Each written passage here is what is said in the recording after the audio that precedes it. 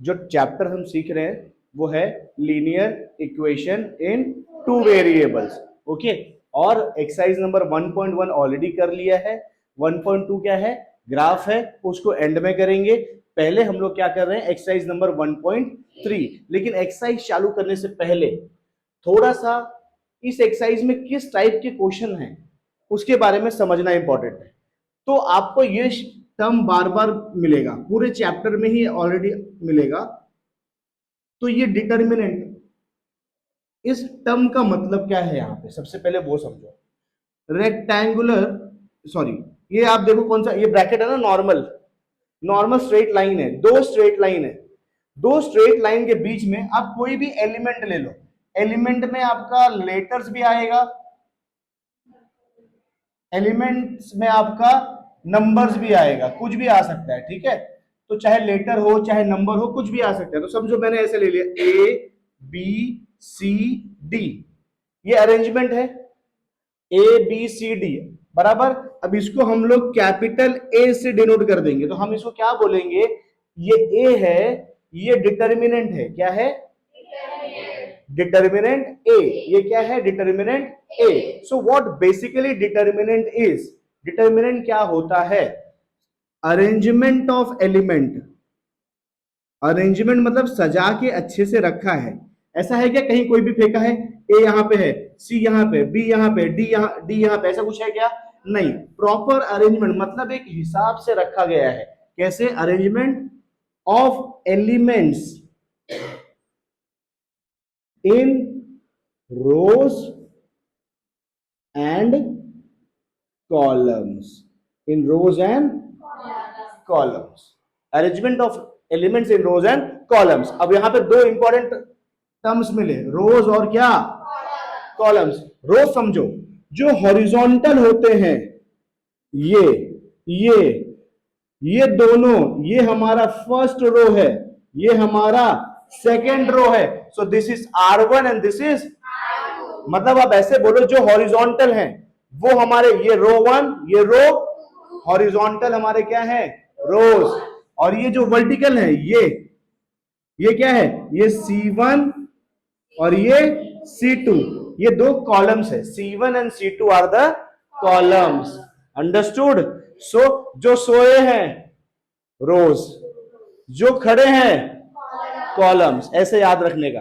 तो इसमें कितने रोज हैं, कितने कॉलम है, तो इसका ऑर्डर, या फिर इसको, और इसका ऑर्डर हो जाएगा 2, क्या हो जाएगा, ये डिटर्मिनेंट है, 2 ऑर्डर है। या फिर ऐसा बोलो, इसका ऑर्डर है 2x2, क्या है, 2x2 से मालूम पड़ता है 2 2 जा, कितने लोग हैं इसके अंदर। ऐसे आपको यहां पे 10 स्टैंडर्ड में, समझा, 10 स्टैंडर्ड में सिर्फ ऑर्डर 2 का ही डिटर्मिनेंट है।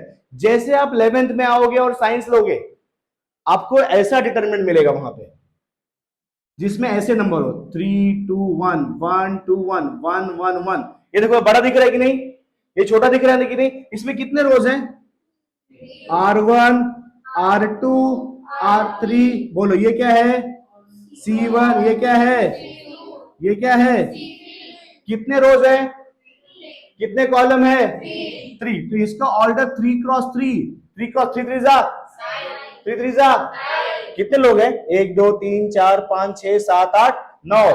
ये 11th साइंस में है, और आपको 10th में सिर्फ इतना ही है। अंडरस्टूड। तो 10th में कितना और 11th में कितना है। तो हमको जो पढ़ना है, हमको जो डिटरमिनेंट पढ़ना है, वो क्या पढ़ना है बेटा, 2 ऑर्डर का। ऑर्डर क्या होगा उसका, 2 होगा। तो फर्स्ट क्वेश्चन अगर आप उठा लो, आपके टेक्स्ट बुक का फर्स्ट क्वेश्चन लेते हैं अगर, एक मिनट,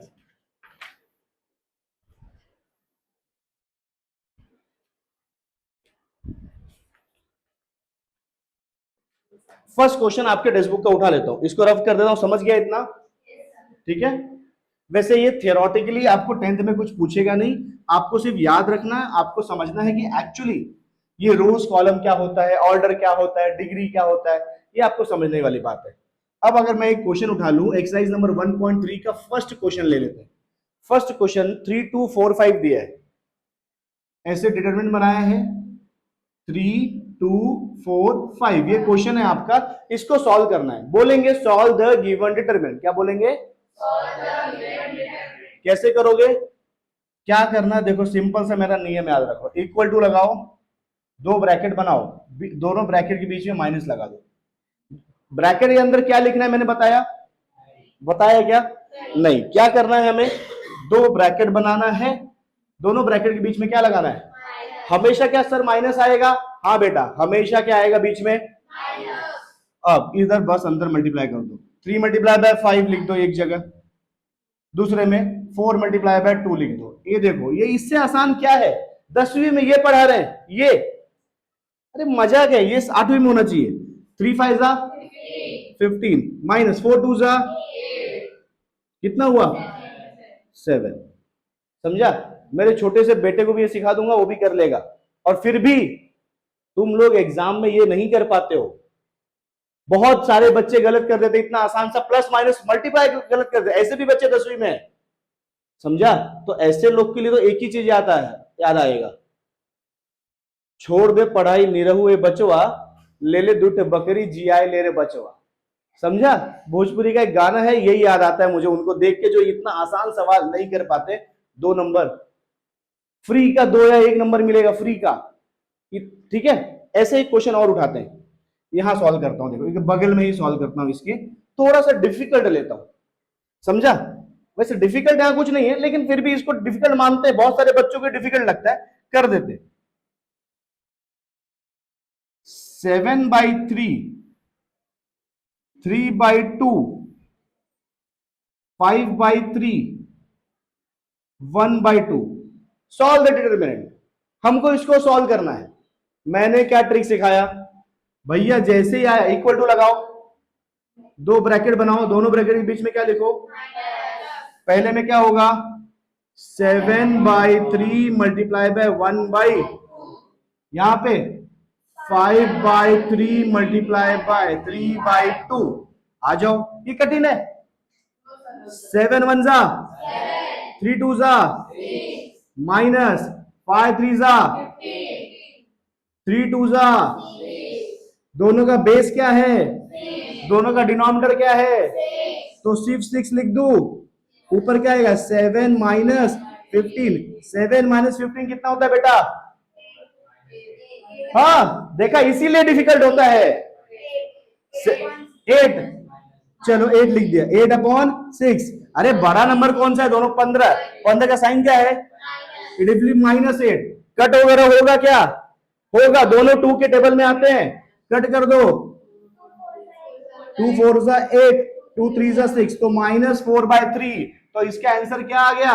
-4/3। ये सवाल बढ़िया सवाल, समझ में आया? कोई तकलीफ? ये आपका यही एक्सरसाइज है। समझा? फिर उसके बाद देखोगे ना, ये हमने ऊपर का कर लिया है, ये नीचे क्रैमर्स रूल है। पक्का लिख के देता हूं, क्रैमर्स रूल पेपर में आएगा आएगा आएगा आएगा। कितने नंबर का? 3 नंबर का।